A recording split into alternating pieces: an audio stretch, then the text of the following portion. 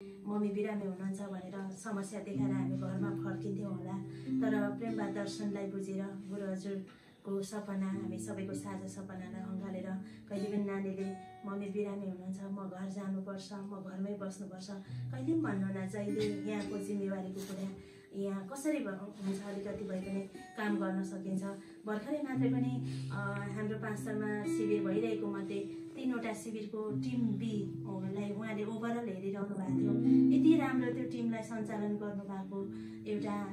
सच्चा लिडरले कसरी आफ्नो टिमलाई अगाडि बढाउन सक्छ भन्ने एउटा उदाहरणको रूपमा नानीले पढाइरहनु भएको थियो। त्यस्तै एउटा होनार हाम्रो नानु आजको दिन यतिखेर मम्मी बाबालाई पनि हामी सम्झिन्छौँ। उहाँहरूको कारण यो धरतीमा आउनुभयो र धरतीमा आउनुको साँचो अर्थ प्रेमवाद दर्शनले अनि गुरु हजुरले बुझाइदिनु हुँदै गर्दा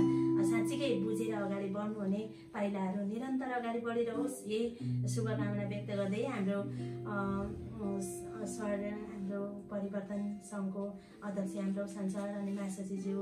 अनि हाम्रो युथ प्रेसिडेन्ट महासचिवज्यूहरूलाई खदा अर्पण गरेर शुभकामना दिँदै गरिदिनको लागि म आग्रह गर्छु। सँगसँगै हामी भजन पनि नानुको लागि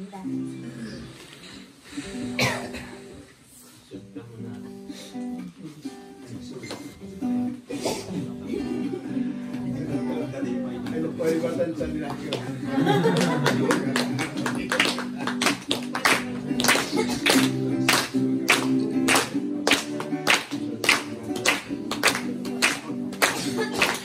आजको दिनैमा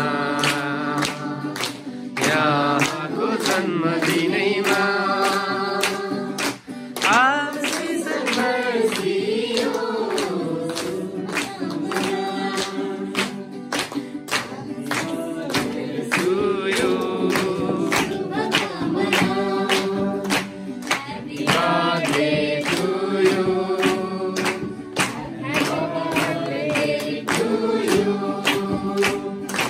Happy birthday to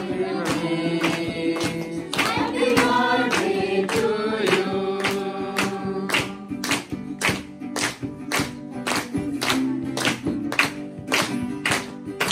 संसारमा दुःख छ,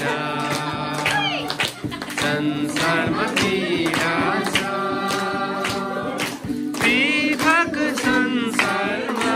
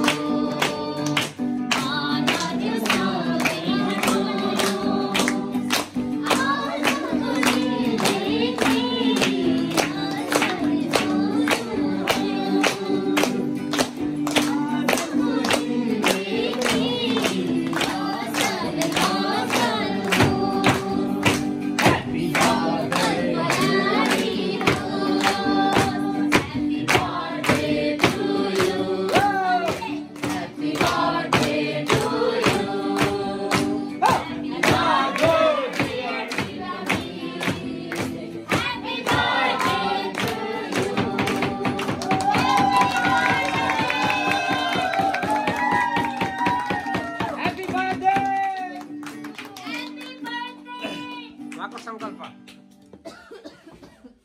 हुन्छ धेरै धेरै धन्यवाद जुन भजनबाट पनि शुभकामना हाम्रो नानीलाई व्यक्त गरिसकेका छौँ नानीलाई हाम्रो समग्रमा हामी धेरै नै छौँ हाम्रो लिडरजीहरू हुनुहुन्छ हाम्रो भाग्यमानी हुनुहुन्छ हाम्रो नानीहरूको साथमा यसरी एउटा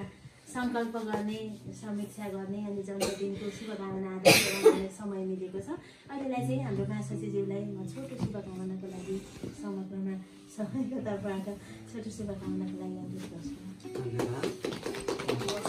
हाम्रो विवाह बहिनी परिवर्तनका अध्यक्षज्यू सम्पूर्ण योद्धाहरू आज हाम्रो विवाह बहिनीको चाहिँ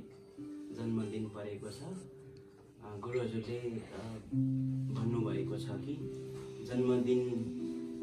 भनेको अब एउटा चिन्तन गर्ने दिन हामीले केकहरू काटेर ठुलै अब हामी उत्साह मनाउनु भन्दा पनि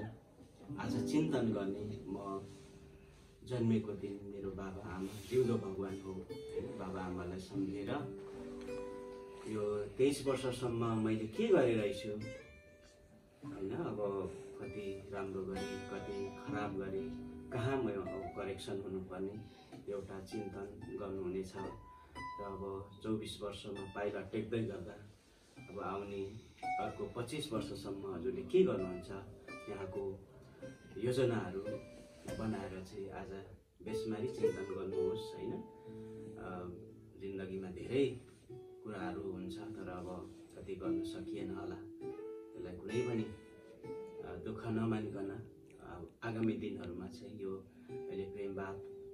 परिवर्तनको कुराहरू आइराख्दा त्यसलाई काँधमा लिएर हिँड्नुहुनेछ आफ्नो परिस्थिति आफ्नो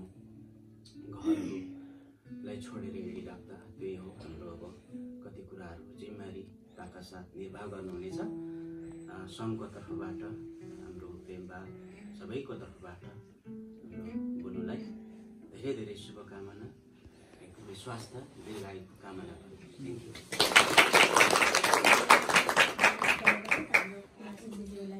र अब चाहिँ हाम्रो नानीलाई छोटो सङ्कल्प राखिदिनको लागि म अनुरोध गर्छु हाम्रो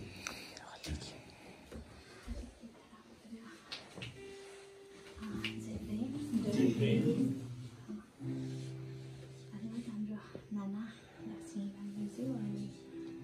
सेन्टर लिडर डिस्ट्रिक्ट अनि जहाँ एले मित्रहरू सबैमा पुनः थ्याङ्क यू धन्यवाद एकदम हजुरहरू सबैजनाले आज मलाई बर्थडे विसेस गरिदिनु भएको छ त्यसमा चाहिँ अब मलाई अवस्था पनि एक खालको असहज फिल भइरहेको थियो सास एकदम बढिरहेको छ अहिले पनि किनभने कस्तो अहट लाग्दा नि है यसो यहाँ बस्न सजिलो तर यस्तोतिर बस्न अलिक अनकम्फर्टेबलै लाग्छ त्यही भएर पनि हुन त अब मलाई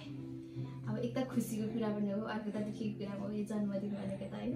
एक त 1 इयर्स म वेट भयो नि त अब चाँडै माथि त्यो जति बेला आउँदैछ भने त है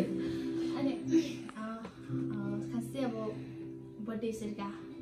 मैले मनाएको पनि छैन होइन योभन्दा फर्स्ट टाइम एकचोटि मनाएको थिएँ त्यो पनि साथीको गर्दै गर्दाखेरि अब गर्नुपर्छ भने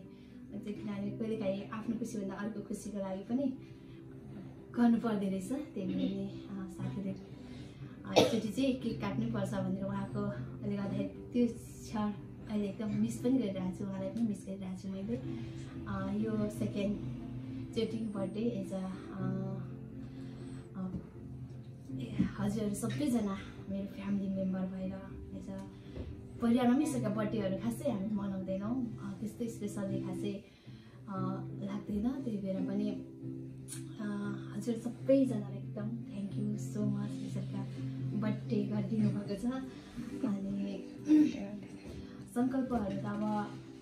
खासै जुन एउटा योजना अब जुन अब केही छैन खासै योजना योभन्दा अगाडि अब जे प्लान थियो योभन्दा 3 इयर्स अगाडि त्यो प्लानहरू एक खालको योजनाहरू त जब